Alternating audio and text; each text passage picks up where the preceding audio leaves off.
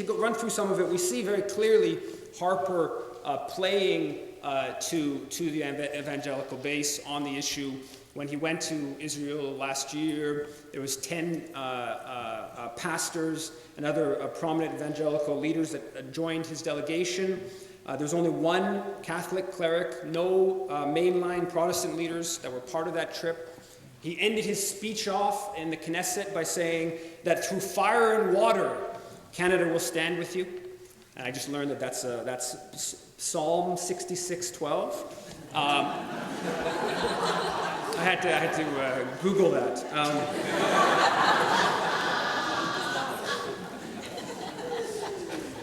So we see that. We see with different MPs, people like Jeff Watson, Conservative MP in Windsor, reportedly saying the creation of the State of Israel fulfills God's promise in Deuteronomy to gather Jewish people from all corners of the world.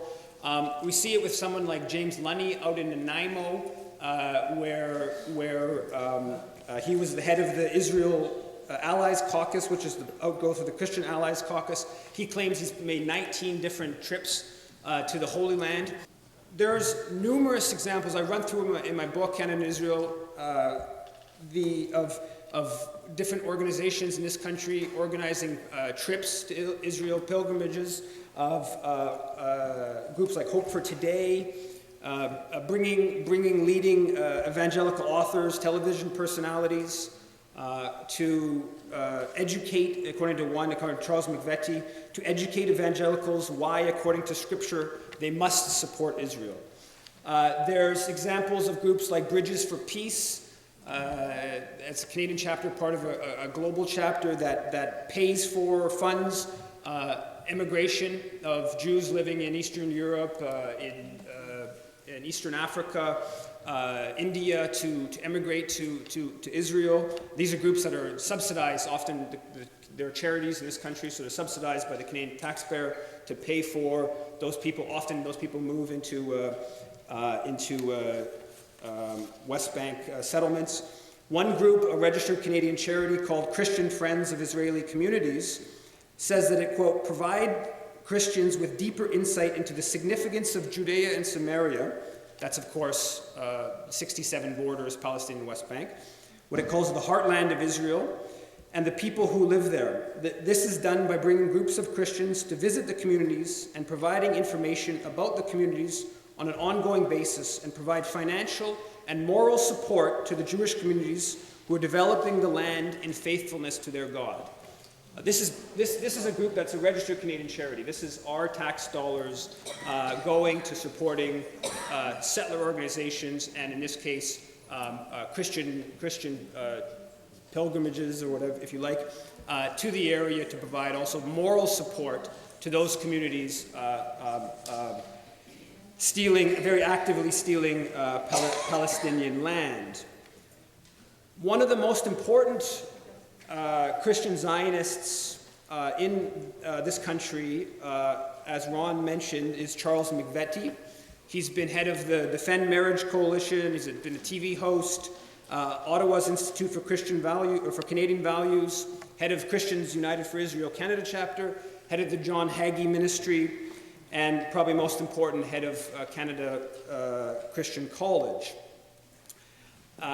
He claims to be influential. He claims that he can pick up the phone and talk to Harper within 2 minutes. There's some debate over that question. He's very hostile to gay marriage, to abortion, to gay-straight alliances in schools, a very active political operative.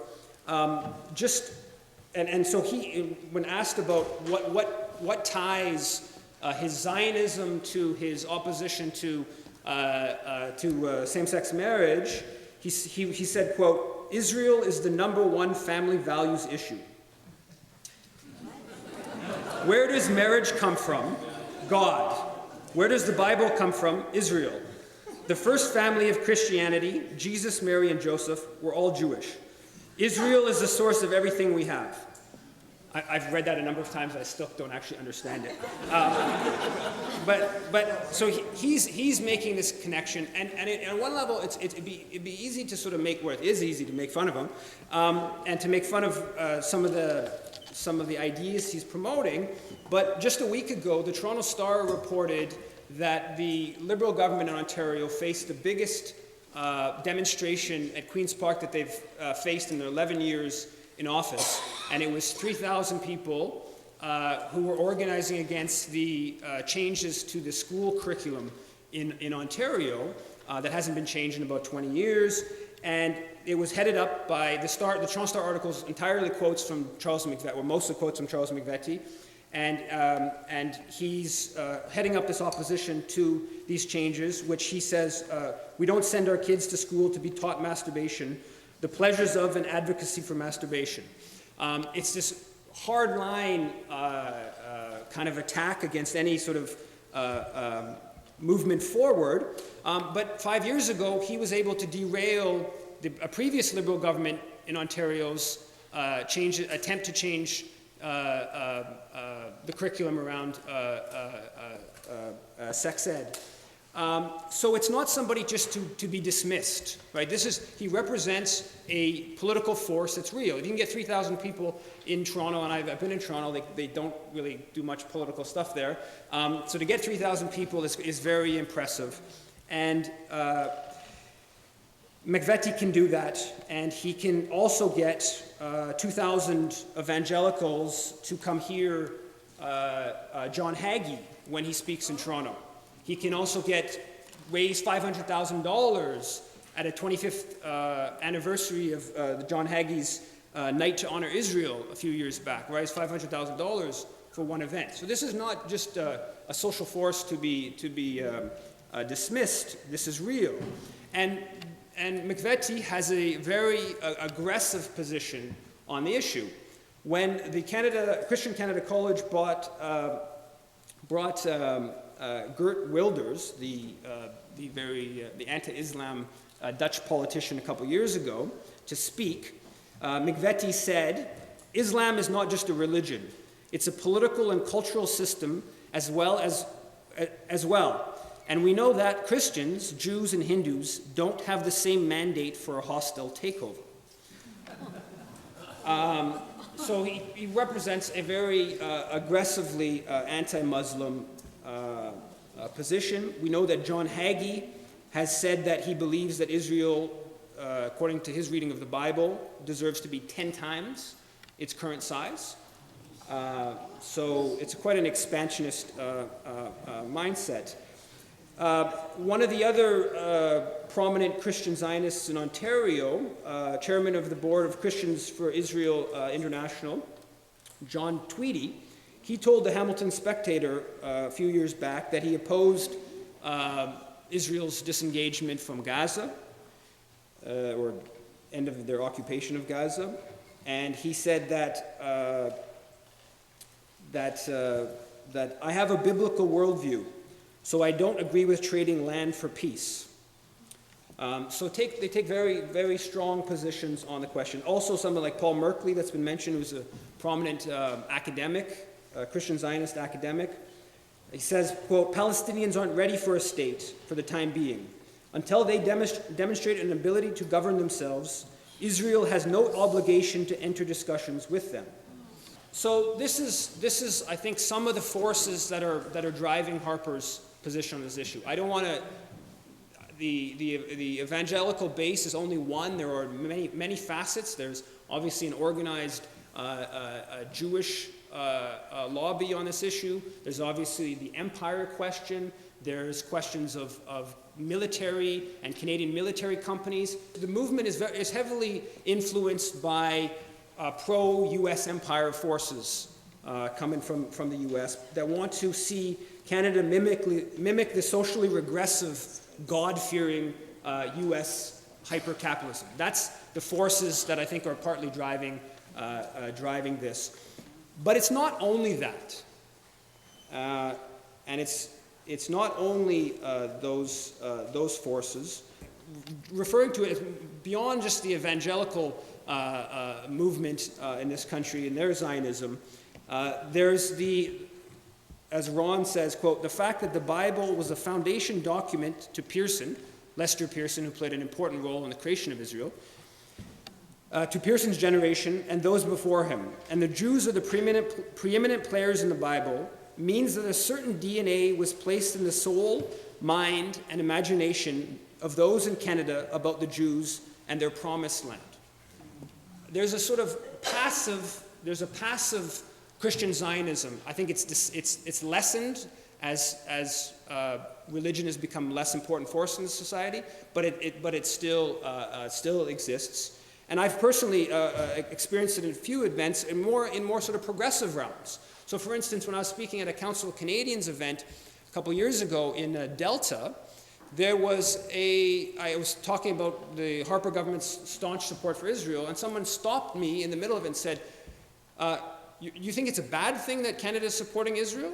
I thought the Bible says that the Jews are supposed to return. And this was a prominent activist in the Council of Canadians, the local chapter. Someone like Elizabeth May.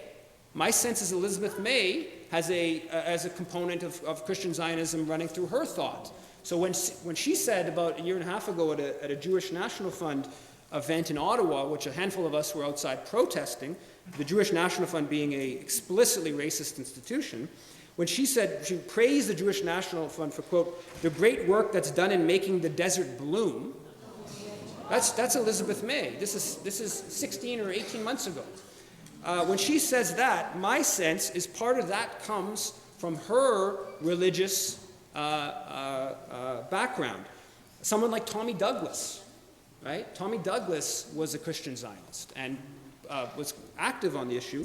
So it exists in the political culture that we operate within, much beyond. I mean, there's an extreme version in the sort of elements of evangelical movement, evangelical Christians, but it goes outside of that, and it is something that if we are going to move towards a policy in this country that is even close to promoting peace, or better put, if we can only get to a position of nothing in a Canadian policy vis-a-vis Israel, at this point, every element from the public realm to the private realm is so overwhelmingly siding with Israel in their ongoing dispossession of Palestinians. If we could just get to the point of neutrality, that's going to take challenging the Christian Zionist elements of Canadian political culture.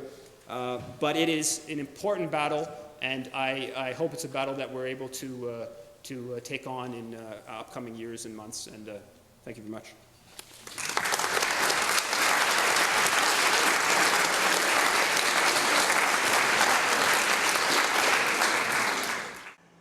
If you want your opinion about the state of Israel to be counted, you can participate on nowpolling.ca.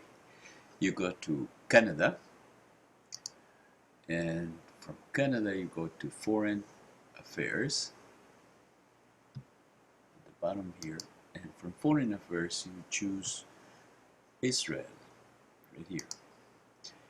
And there you have a non-partisan poll.